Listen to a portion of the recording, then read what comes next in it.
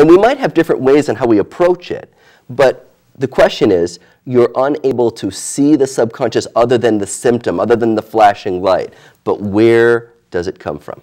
And that's what the lifeline technique is all about, is it's able, like a laser, to discover the root source of it and harmonize it and balance it through the process of the system. So here's the definition of subconscious. The subconscious mind is 98% of our reality. Pain, fear, and challenges are the language used to communicate that we subconsciously internalized, denied, or disconnected from an emotion. It's through pain, fear, and challenges that we know the subconscious mind. The subconscious aspect of the brain are located in the limbic and reptilian center. Your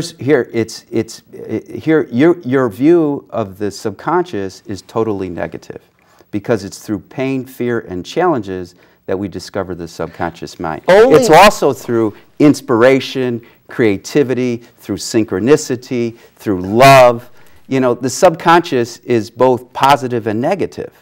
Sure. And good and bad. But that's not what I read. Well, that's your perception of that. That's your perception. If you look at pain, fear, and stress as something that negative, then you'll take it as negative. But what I didn't hear pleasure.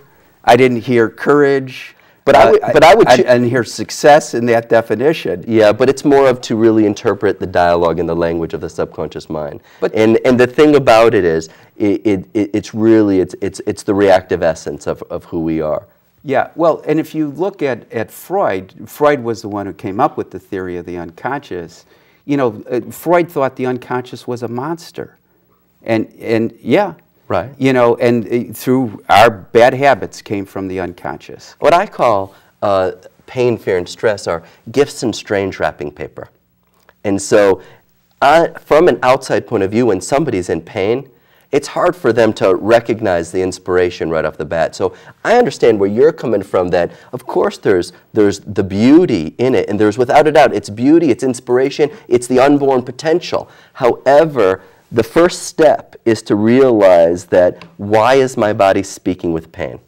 Why does the body speak with pain?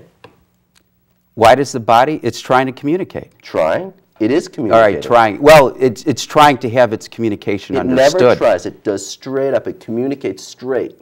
And it's a straight up conversation. Well, the only challenge is it's interpreting what it actually means. And the key is that there are these imprint patterns, these fingerprints in the soul that have been buried within the subconscious mind, that when we gain access to them, we awaken to the power of the heart of loving ourselves. We awaken to the power of the third chakra of internal power of self-worth. And all these different aspects of what you're saying, which I agree with you totally, but there's one step to get to that bridge, which is on the other side of realizing that the pain is power, the fear is courage. Yeah. Now, getting back to, well, first of all, have you ever heard of Milton Erickson? Sure.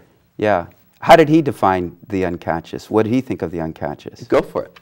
No, you tell me. Well, you're asking me the question. All right. How did Milton Erickson define the unconscious? I don't have his specific definition with me right now. Well, Erickson thought the unconscious was marvelous. It was perfect.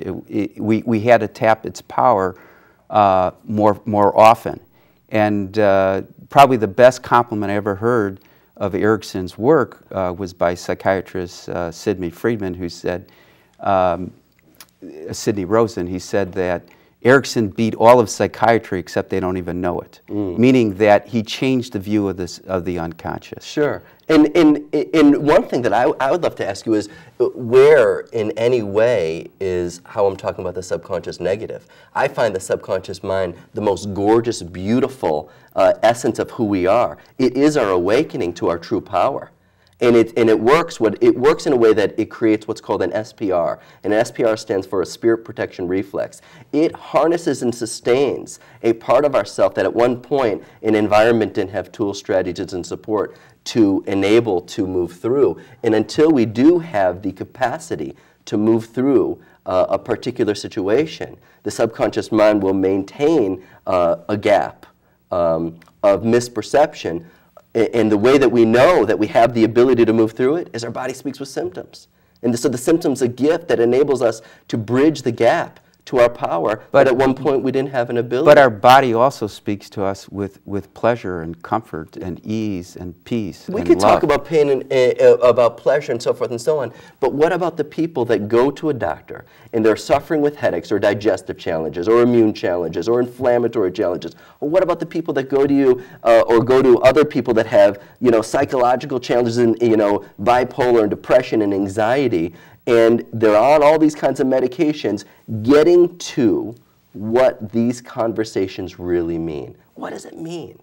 And there's an incredible, Jay, viable tool that people can actually learn how to do or have done to them that is non-invasive and gets the root of a subconscious issue in a nanosecond.